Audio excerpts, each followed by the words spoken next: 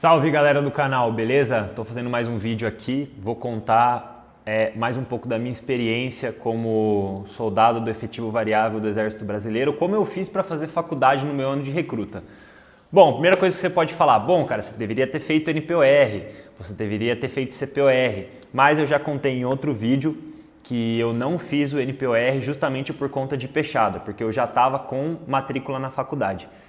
Bom galera, para quem não sabe, o NPOR é uma forma de você servir o Exército no teu ano obrigatório, só que você tem que estar fazendo faculdade. Aí você faz um ano e aí você sai como oficial da reserva e você pode ficar até 8 anos. É como se fosse um programa do Exército Brasileiro hoje, que tem nos núcleos, né, de preparação de oficiais da reserva, que eles estão em batalhões nas cidades, né, do Brasil afora, e tem os centros preparatórios que eles preparam oficiais de todas as armas, né, tipo infantaria, cavalaria, artilharia, enfim.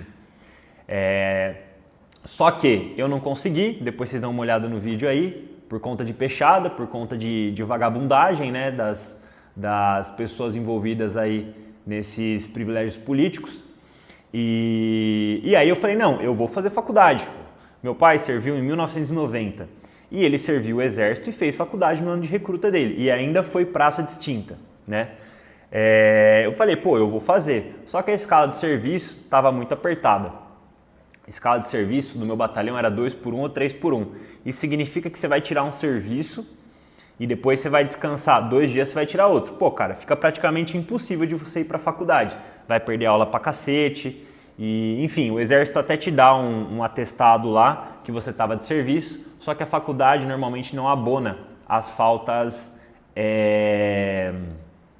tipo assim, únicas, né? A faculdade abona a falta a partir de 8 dias consecutivos, né, por conta do serviço militar. Bom, mas eu enfiei na minha cabeça que eu ia fazer faculdade. Primeiro que eu já perdi um mês de faculdade por conta do período básico, né?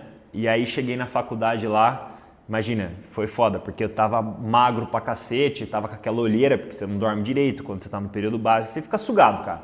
O período básico é um período em que você perde saúde e é isso, mas eu acho que tem que ser assim mesmo. Ali você tá forjando um militar, você tá tirando o civil da carcaça do cara e é isso, cheguei na faculdade todo perdido, meus colegas ali me davam a matéria tal, eu tinha que ir na secretaria abonar minhas faltas, não sei o que e tudo. E o cara da secretaria, até hoje eu lembro, ele falou assim, cara, é melhor você trancar a faculdade porque você não vai conseguir fazer o curso. Eu falei, não, cara, eu vim aqui porque eu quero fazer a faculdade, eu vou servir o ano obrigatório, eu vou fazer a faculdade. E eu vou dar um jeito nessa porra, tá ligado? E foi o que eu fiz, cara, enfiei na cabeça e comecei a procurar maneiras de eu conseguir ir na aula, né? Só que tinha um serviço. E aí, cara, como eu já falei aqui, tem muito oficial que não tá nem aí pro outro, né? Não tá nem aí pro subordinado dele. Tem muito sargento que não tá nem aí pro subordinado dele. E tem um ou outro que vão entender a sua situação. O comandante da minha companhia na época, logo depois do período básico, era um cara nojento, um cara escroto. Eu fui pedir para ele se eu podia ficar em algum lugar, em alguma sessão, que de alguma forma eu pudesse fazer a faculdade. Nem que eu tirasse serviço todos os finais de semana, enfim, eu tentei. O cara simplesmente cagou pra mim, falou que... Ele falou bem com essas palavras, você recruta pra mim é igual qualquer outro recruta. Você não vai ter, privilégio de nada. Só que, cara, eu não tava pedindo um privilégio, sei lá, não tirar serviço, eu não estava pedindo para não trabalhar, eu não estava pedindo para não fazer o TFM, eu não estava pedindo um privilégio. Eu estava pedindo para que de alguma forma eu fosse colocado numa sessão que eu conseguisse estudar. Então muita gente fala assim, lá no Exército você vai estudar, lá eles ajudam você a fazer faculdade. Negativo, a maioria não está nem aí para você. Tá? Você vai ter que depender da boa vontade de alguma pessoa que esteja lá, de um oficial, de um sargento que te ajude. E eu tive essas pessoas que me ajudaram para conseguir fazer faculdade no ano de recruta, mas você vai depender de alguma pessoa de bom coração, de boa índole para te ajudar, tá? Porque se você for depender da maioria, eles estão cagando pro recruta. Sabe por que eles estão cagando pro recruta?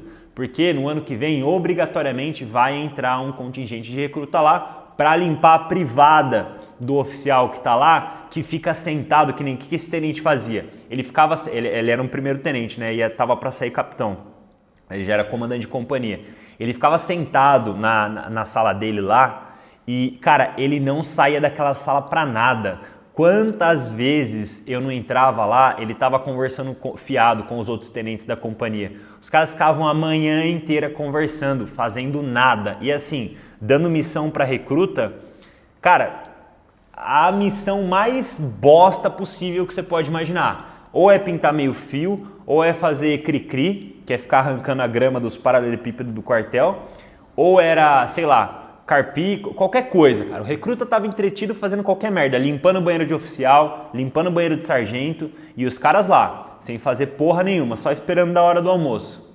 E no TFM dos caras, cara, tem nada de errado com isso, mas os caras iam lá, jogavam um voleizinho, jogavam um futebolzinho numa boa, tal, tomava o banho, voltava lá, ficava sentado, fazendo nada. Não tô falando que todos os oficiais são assim, mas, cara, tem uma boa parte que eu já vi aqui no canal do Canjica falando isso, né? Que é Bifax, que é batalhão de faxina. É isso aí, cara. Tem muito quartel por aí que, ou a maioria, que o recruta tá lá só pra manter o cara mamando na teta do governo.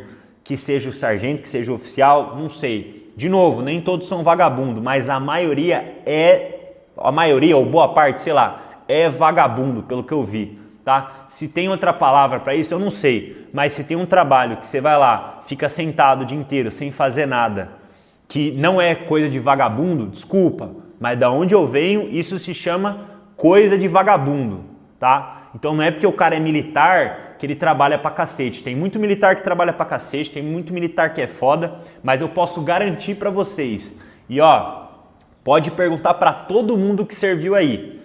Se não tem encostado, se não tem nego que fica só mamando na teta do governo.